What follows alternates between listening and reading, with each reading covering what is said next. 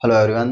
आज हम स्टार्ट करने जा रहे हैं बायोलॉजी का चैप्टर नंबर 5, वंशागति का आणविक आधार, मॉलिक्यूलर बेसिस ऑफ इनहेरिटेंस, और जिसे हम नॉर्मली बोलते हैं मॉलिक्यूलर बायोलॉजी। ओके, सबसे पहली अपनी डेफिनेशन या टॉपिक क्या आ जाएगा, आनुवंशिक पदार्थ या जेनेटिक मटेरियल। ओके, तो देखिए आनुवंशिक पदार्थ या जेनेटिक मटेरियल क्या होता है। तो आनुवंशिक पदार्थ के रूप में हमने पिछले ही चैप्टर में पढ़ा था जेनेटिक्स में कि डीएनए और आरएनए होते हैं, और हमने वहां पर बात करी थी कि लगभग सभी जीवों में तो क्या मिलेगा, आनुवंशिक पदार्थ डीएनए, लगभग सभी जीवों में। ओके, ठीक है, लगभग। और आरएनए किस में मिलेगा, आरएनए मिलता है केवल कुछ वायरसेस में या विषाणुओं में, कुछ विषाणुओं में। ओके, कुछ विषाणुओं में कौन मिल जाएगा अपने को, आरएनए।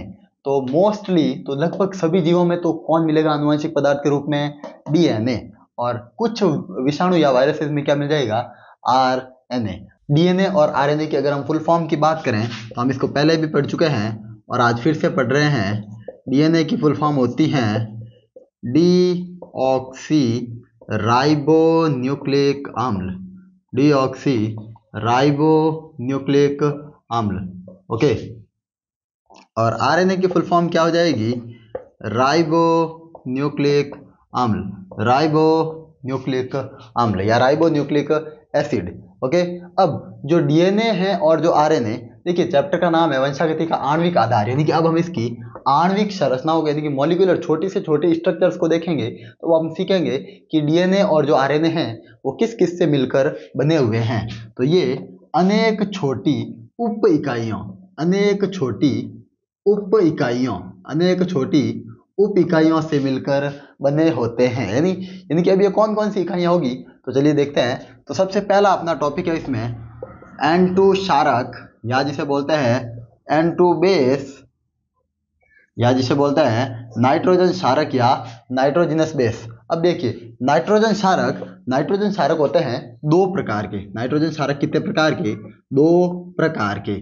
अब दो प्रकार के कौन से, प्यूरीन और पिरिमिडीन। दो प्रकार के कौन से हो जाएंगे भाई, प्यूरीन और पिरिमिडीन, ये प्यूरीन और ये पिरिमिडीन। अब आगे जो प्यूरीन है वो भी कितने प्रकार के होते हैं, दो प्रकार के। कौन कौन से, एडेनिन और ग्वानिन। कौन कौन से होते हैं, एडेनिन और ग्वानिन, यानी कि अपन लिख देते हैं ए और जी। ओके, नेक्स्ट है पिरिमिडीन। पिरिमिडीन होते हैं तीन, ठीक है, थायमिन,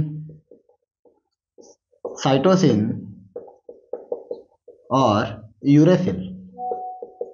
थायमिन, साइटोसिन और यूरेसिल। तो देखिए नाइट्रोजन क्षारक है वो दो प्रकार के होंगे, प्यूरीन और पिरिमिडीन। उसमें प्यूरीन होता है वो अगेन दो प्रकार का होता है, एडेनिन और ग्वानिन, और पिरिमिडीन होता है वो थायमिन, साइटोसिन और यूरेसिल। अब देखिए क्या होता है कि डीएनए और आरएनए की स्ट्रक्चर को बनाने के लिए प्यूरीन है वो किसके साथ में जुड़ते हैं, पिरिमिडीन के साथ में। प्यूरीन है वो किसके साथ में जुड़ेंगे, पिरिमिडीन के साथ में। ओके, तो अब अगर हम बात करें तो एडेनिन जो है, एडेनिन है वो दो बॉन्ड्स के साथ थायमिन के साथ जुड़ता है और दो बॉन्ड के साथ में यूरेसिल के साथ जुड़ता है। लेकिन जो ग्वानिन है तो जी ट्रिपल बॉन्ड सी, ग्वानिन हमेशा किसके साथ में जुड़ेगा, साइटोसिन के साथ। तो एडेनिन है वो किसके साथ जुड़ेगा, थायमिन और यूरेसिल, यानी कि एक एडेनिन, एडेनिन को लिया और वो किस किस के साथ में जुड़ सकता है, एक तो थायमिन के साथ और एक यूरेसिल के साथ। लेकिन जो ग्वानिन है वो हमेशा ही किसके साथ जुड़ेगा, साइटोसिन के साथ। और ग्वानिन है वो साइटोसिन के साथ कितने हाइड्रोजन बॉन्ड्स के द्वारा जुड़ेगा, तीन हाइड्रोजन बंधों के द्वारा जुड़ता है। जबकि जो एडेनिन है वो थायमिन और यूरेसिल के साथ में दो हाइड्रोजन बंधों के द्वारा जुड़ जाएगा। ओके, अब कि सर एडेनिन है वो थायमिन के साथ जुड़ेगा या यूरेसिल के साथ में, ये हमें कैसे पता चलेगा। तो जब अपन स्ट्रक्चर पढ़ेंगे डीएनए की, तो डीएनए में क्या होता है, एडेनिन है वो थायमिन के साथ जुड़ता है। और अगर हम बात करें आरएनए की, तो आरएनए में एडेनिन है वो किसके साथ जुड़ जाएगा, यूरेसिल के साथ। यानी कि अगर कोई स्ट्रक्चर मिली अपने को और उसमें अगर थायमिन दे रखा है, इसका मतलब वो क्या है, अपना डीएनए। और अगर वहां पे यूरेसिल दे रखा है तो वो क्या है, आरएनए। जबकि ग्वानिन है वो हमेशा ही किसके साथ जुड़ेगा, साइटोसिन के साथ। ओके, इस चीज को स्पेशली याद रखना है कि डीएनए की स्ट्रक्चर अगर हम पढ़ते हैं तो एडेनिन किसके साथ जुड़ता है, थायमिन के साथ। और आरएनए की स्ट्रक्चर को अगर हम पढ़ते हैं तो एडेनिन जुड़ता है यूरेसिल के साथ, और एडेनिन 2 हाइड्रोजन बंधों के द्वारा जुड़ेगा और गुआनिन 3 हाइड्रोजन बंधों के साथ में साइटोसिन के साथ में जुड़ जाएगा। नाइट्रोजन क्षारक हमने पढ़ लिए। अब नेक्स्ट अपना टॉपिक है जो दूसरा जो उप इकाई है वो होती है पेंटोज शर्करा। क्या होती है? पेंटोज शर्करा। पेंटोज का मतलब ही क्या हो गया? 5। ये कितने कार्बन से बनी हुई होगी?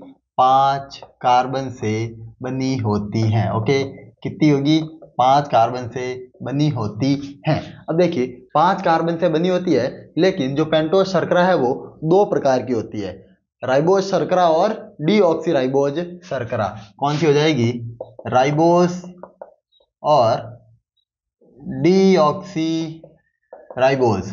ओके, तो पेंटोज शर्करा है वो 2 प्रकार की, राइबोस और डीऑक्सी राइबोस। अब देखिए जो पेंटोज शर्करा है वो 2 भागों में बटी हुई है, तो डीएनए और आरएनए भी इसी आधार पर बनते हैं। तो डीएनए के अंदर कौन सी शर्करा मिलेगी? डीऑक्सी राइबोज शर्करा। और आरएनए के अंदर कौन सी मिल जाएगी? राइबोज शर्करा। और नेक्स्ट देखिए, अब जब नाइट्रोजन क्षारक है, नाइट्रोजन क्षारक जब पेंटोज शर्करा के साथ जुड़ते हैं, जब पेंटोज शर्करा या पेंटोज शुगर के साथ में जुड़ते हैं तो वो बनाते हैं न्यूक्लियोसाइड। तो वो क्या बना देते हैं? न्यूक्लियोसाइड। तो जब नाइट्रोजन क्षारक है वो पेंटोज शर्करा के साथ में जुड़ेंगे तो उसको अपन क्या बोल देंगे? न्यूक्लियोसाइड। अब नेक्स्ट तो देखिए ये जो है शर्करा, इसमें ऑक्सीजन कितने हैं? 5। पहले तो इसको जो बनाने का तरीका है, बनाना कैसा आपको इस तरीके से करना है आपको, ठीक है? सबसे सिंपल तरीका है, और बस आपने एक पेंटोज एक स्ट्रक्चर बना दी। ओके, फिर सबसे पहले CH2OH, इधर H, इधर भी H, OH, OH, OH, OH, इधर फर्स्ट कार्बन भी बना देना है OH। ओके, तो इस तरीके से अपने पास में क्या मिल जाएगी? एक पेंटोज शुगर की स्ट्रक्चर। ओके, ठीक है। तो अब देखिए इसमें देखिए ऑक्सीजन है 5। अब 5 ऑक्सीजन है और इसमें ऑक्सीजन है 4, तो डीऑक्सी यानी कि डीऑक्सीकरण यानी कि एक ऑक्सीजन क्या होगा? कम। तो ये कौन सी शर्करा हो जाएगी? डीऑक्सी राइबोज शर्करा। कौन सी शर्करा हो जाएगी? Deoxy ribose. और ये कौन सी हो जाएगी? राइबोज शर्करा। कौन सी हो जाएगी? राइबोज शर्करा। ओके, तो देखिए पेंटोज शर्करा है, कितने कार्बन से बनेगी? 5 कार्बन से। कितने प्रकार की? 2, राइबोस और डीऑक्सी राइबोस। तो ये तो है राइबोस की संरचना, ये है डीऑक्सी राइबोस की संरचना। अब देखिए अगर पूछे कोई कि सर इसकी संरचना में डिफरेंस क्या है? O same, CH2OH CH2OH, H HOH HOH, H इधर क्या था? OH, लेकिन डीऑक्सी राइबोस शर्करा में इधर OH नहीं होता है, इधर OH नहीं होता है, इधर क्या आ गया? H, यानी कि यहाँ से एक ऑक्सीजन है वो हट गया, इसीलिए इसको क्या बोलते हैं? डीऑक्सी राइबोस शर्करा। ओके, अब नाइट्रोजन क्षारक जो है वो पेंटोज शर्करा के साथ जुड़कर क्या बनाएगा? न्यूक्लियोसाइड। ये मोस्ट इंपॉर्टेंट बात है, अगर आपसे कोई पूछे कि न्यूक्लियोसाइड का निर्माण कैसे होता है तो अपने को बता देना है नाइट्रोजन क्षारक है वो पेंटोज शर्करा के साथ जुड़ जाता है तो क्या बना देता है? न्यूक्लियोसाइड। अब ये तो अपन ने देख लिया, लेकिन जुड़ेगा कैसे? तो देखिए नाइट्रोजन क्षारक हमेशा फर्स्ट कार्बन पर, कौन से कार्बन पर? First carbon. ये जो कार्बन होता है इसको बोलते हैं फर्स्ट कार्बन। ये कौन सा कार्बन है भाई? First carbon. तो फर्स्ट कार्बन के OH को हटाएगा और इधर आकर कौन जुड़ जाएगा? नाइट्रोजन क्षारक। एक अपन अलग से इस फोटो में देख लेते हैं यहाँ पर। तो ये जो फर्स्ट कार्बन है इस पर आकर कौन जुड़ेगा? नाइट्रोजन क्षारक। इस पर आकर कौन जुड़ेगा? नाइट्रोजन क्षारक। तो इस पिक्चर को मैं कह सकता हूं कि ये एक क्या है? न्यूक्लियोसाइड। ये क्या है? एक न्यूक्लियोसाइड। अब ये खाली एक पेंटोज शर्करा नहीं रही, अब इस पेंटोज शर्करा के साथ में आकर कौन जुड़ चुका है? नाइट्रोजन क्षारक। तो अब इसको अपन क्या बोल देंगे? न्यूक्लियोसाइड। ओके, अब जब क्या होगा यहाँ पर नाइट्रोजन क्षारक, जब एडेनिन आएगा, ग्वानिन आएगा, साइटोसिन आएगा, तो देखिए जब पहले अगर बात करें हम एडेनिन, जब एडेनिन है वो राइबोज, चलो ऐसा बना लेते हैं अपन कि है जो नाइट्रोजन क्षारक, एक टेबल बन जाएगी पूरी। ओके, इधर क्या हो जाएगी? राइबोज शुगर, इधर हो जाएगी डीऑक्सी राइबोज शुगर, और इधर अपना क्या बन जाएगा? न्यूक्लियोसाइड, इधर अपना क्या बन जाएगा, न्यूक्लियोसाइड। ठीक है, तो देखो अब, हाँ नाइट्रोजन क्षारक अगर एडेनिन आ रहा है 1 नंबर पे, एडेनिन, ठीक है, और अगर राइबोस शर्करा है तो क्या बनेगा, ठीक है, एडिनोसिन, क्या बन जाएगा, एडिनोसिन। और अगर डीऑक्सी राइबोस शर्करा है तो क्या बन जाएगा, डीऑक्सी एडिनोसिन, तो क्या बन जाएगा, डीऑक्सी एडिनोसिन। ठीक है, अगर एडेनिन अगर राइबोस शर्करा के साथ जुड़ रहा है तो क्या बनाएगा, एडिनोसिन, और अगर डीऑक्सी राइबोस शर्करा के साथ जुड़ रहा है तो क्या बना देगा, deoxy adenosine. Okay, next adenine के बाद में अगर हम बात करें थाइमिन की, थाइमिन आएगा अगर राइबोस के साथ है तो थाइमोसिन, क्या बन जाएगा, थाइमोसिन। ओके, थाइमोसिन, और अगर डीऑक्सी थाइमोसिन, क्या बन जाएगा, डीऑक्सी थाइमोसिन। नेक्स्ट अगर, ठीक है, अगर मान लो कि ग्वानिन आ रहा है, ग्वानिन, साइटोसिन, नाम लिख देता हूं एक बार में सारे ही, और यूरेसिल। ठीक है, तो जब देखिए, हाँ ओके, जब थाइमिन आएगा तो थाइमोसिन बना देगा। अब जब ग्वानिन आएगा तो ग्वानिन आके क्या बनाएगा, ग्वानोसिन और deoxy guanosine, deoxy guanosine. Okay, फिर नेक्स्ट अगर साइटोसिन आ रहा है तो साइटोसिन बनाएगा साइटिडीन, साइटोसिन क्या बनाएगा, साइटिडीन, साइटोसिन बनाता है साइटिडीन, और इधर क्या बना लेगा, डीऑक्सी साइटिडीन। लास्ट है यूरेसिल, तो यूरेसिल क्या बनाएगा, यूरिडीन, यूरेसिल बनाता है यूरिडीन और डीऑक्सी यूरिडीन। ओके, अब देखिए, अब हम बात करते हैं कि जैसे कि सर जो थाइमोसिन है, तो सर थाइमिन तो A double Bond tea, A double Bond tea किस में, डीएनए में। अपन ने अभी देखा कि ए डबल बॉन्ड टी होता है किस में, डीएनए में। तो सर डीऑक्सी थाइमोसिन तो बनेगा, लेकिन सर क्या थाइमोसिन बनेगा, थाइमोसिन अपने पास में यहाँ पर डीएनए या आरएनए में नहीं मिलेगा, यहाँ पर क्या मिलेगा, डीऑक्सी थाइमोसिन। तो अपने काम का क्या हुआ, deoxy thymosin. Same to same बात अगर हम यूरेसिल के बारे में करें तो यूरेसिल हम जानते हैं केवल राइबोस शर्करा के साथ जुड़ता है और आरएनए में होता है। तो यूरेसिल क्या बनाएगा यहाँ पर, यूरिडीन। तो डीऑक्सी यूरिडीन को अपने को ध्यान नहीं रखना है। ठीक है, तो और बाकी सब तो सेम टू सेम बनेंगे, क्योंकि एडेनिन, ग्वानिन और साइटोसिन ये डीएनए और आरएनए दोनों की संरचना में ही मिलेंगे अपने को। ओके, नेक्स्ट है अपना टॉपिक कि सर हमने नाइट्रोजन क्षारक पढ़े पहले 5, ठीक है, एडेनिन, ग्वानिन, साइटोसिन, यूरेसिल और ठीक है थाइमिन। फिर जब हमने पेंटोस शर्करा पढ़ी तो पेंटोस शर्करा कितनी पढ़ ली अपने, 2, राइबोस और डीऑक्सी राइबोस। फिर हमने देखा कि सर जब इन दोनों को जोड़ देते हैं, जब इन दोनों को जोड़ देते हैं यानी कि नाइट्रोजन क्षारक जब पेंटोस शर्करा के साथ जुड़ जाता है तो वो क्या बनाता है, न्यूक्लियोसाइड। तब वो क्या बना देता है, न्यूक्लियोसाइड। और न्यूक्लियोसाइड कैसे, तो हमने अभी एक फोटो बनाया था यहाँ पर, तो वो क्या था कि पेंटोस शर्करा के, ठीक है, पेंटोस शर्करा के प्रथम कार्बन पर कौन आके बैठ जाएगा, नाइट्रोजन क्षारक। प्रथम कार्बन पर कौन आकर बैठ जाएगा, नाइट्रोजन क्षारक, और जिससे क्या बन जाएगा, न्यूक्लियोसाइड। ओके, नेक्स्ट अपना टॉपिक है न्यूक्लियोटाइड। अब देखिए न्यूक्लियोटाइड कैसे बनेगा, तो अभी तक हमने क्या पढ़ा कि न्यूक्लियोसाइड बनता है, क्या पढ़ा हमने, न्यूक्लियोसाइड। और न्यूक्लियोसाइड किससे बनता है, नाइट्रोजन क्षारक और प्लस पेंटोस शर्करा, नाइट्रोजन क्षारक प्लस पेंटोस शर्करा। जब ये दोनों आपस में जुड़ जाते हैं, नाइट्रोजन क्षारक और पेंटोस शर्करा, तो वो क्या बना लेते हैं, न्यूक्लियोसाइड। अब जब न्यूक्लियोसाइड के साथ में फॉस्फेट समूह जुड़ेगा, कौन जुड़ेगा, फॉस्फेट समूह, या जिसे बोलते हैं फॉस्फोरिक अम्ल, क्या बोलते हैं, फॉस्फोरिक अम्ल या फॉस्फोरिक एसिड, या जिसे बोलते हैं H3PO4।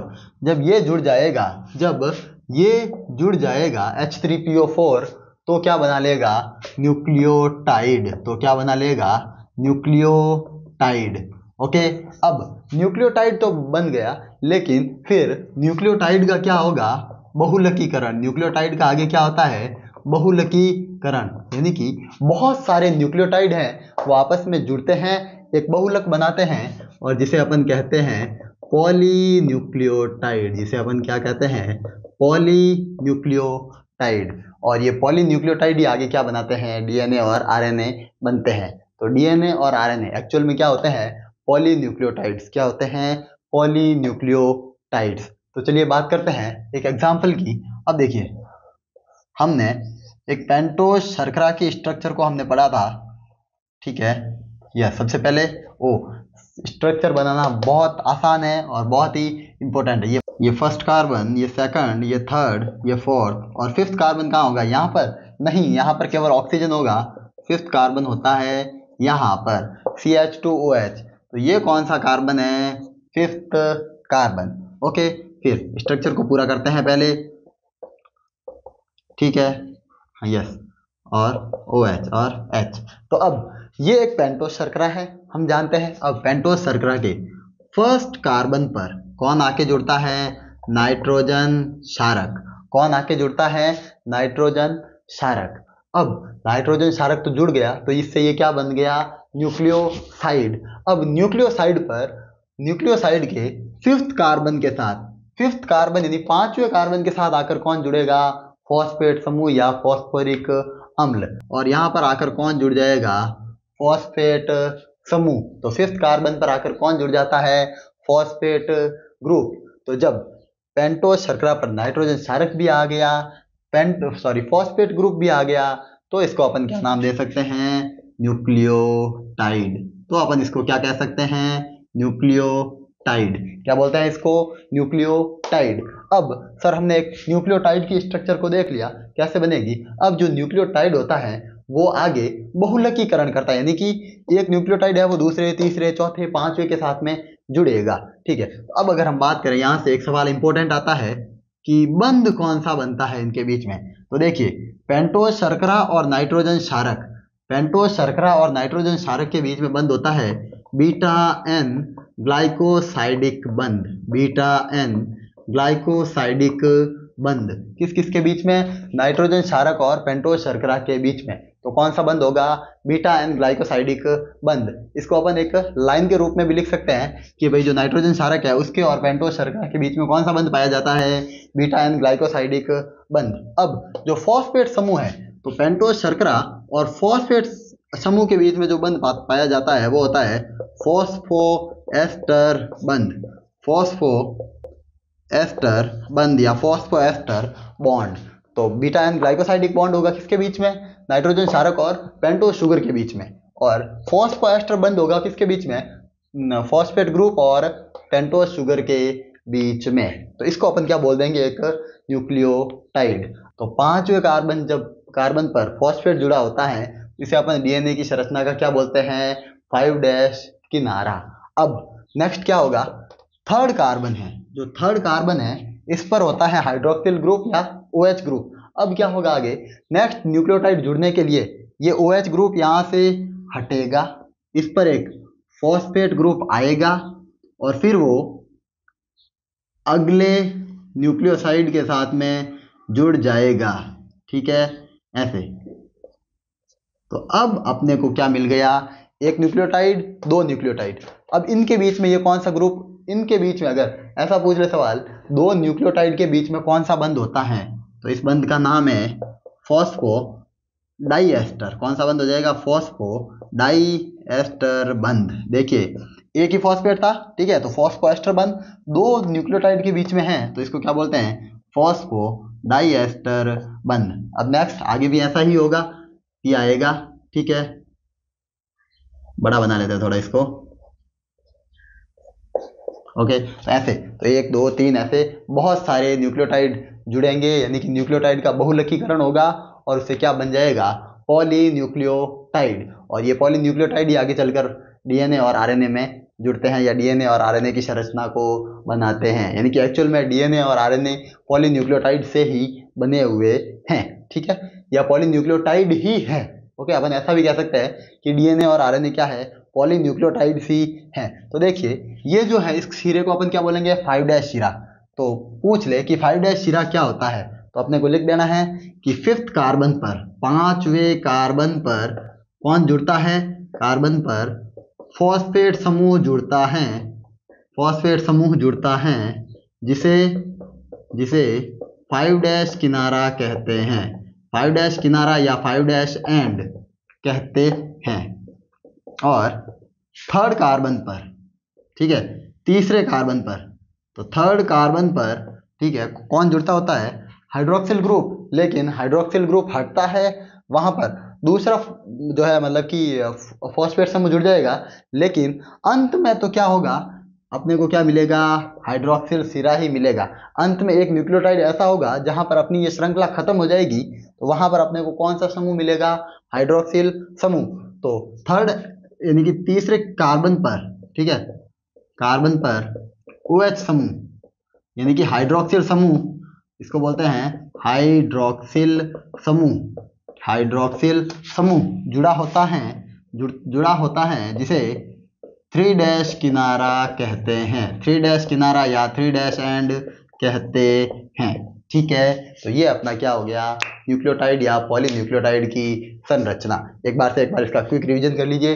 न्यूक्लियोसाइड जब फॉस्फेट समूह के साथ जुड़ता है तो क्या बना देता है? न्यूक्लियोटाइड। और न्यूक्लियोटाइड के बहुलकीकरण से ही आगे क्या बनते हैं? पॉलीन्यूक्लियोटाइड्स। और पॉलीन्यूक्लियोटाइड्स ही क्या है? डीएनए और आरएनए। फिर देखिए, ये एक संरचना है, ये एक पेंटोस शर्करा थी, और इसके फर्स्ट कार्बन पर कौन जुड़ा? नाइट्रोजन क्षारक। किस बंध के द्वारा?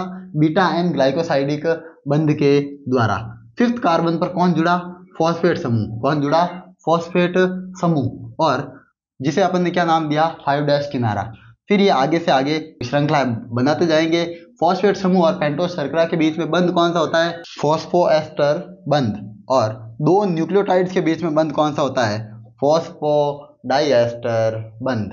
ओके, अब अगर हम इस फॉस्फेट ग्रुप की अगर हम संरचना को देखें तो ये इस प्रकार से होता है, डबल बॉन्ड हो, सिंगल बॉन्ड हो, सिंगल बॉन्ड हो, और इधर भी क्या होता है? Single bond O. तो ये इस तरीके से यहाँ पर बीच में जुड़ा होता है। तो अपन इस चेन को ऐसे भी बना सकते हैं,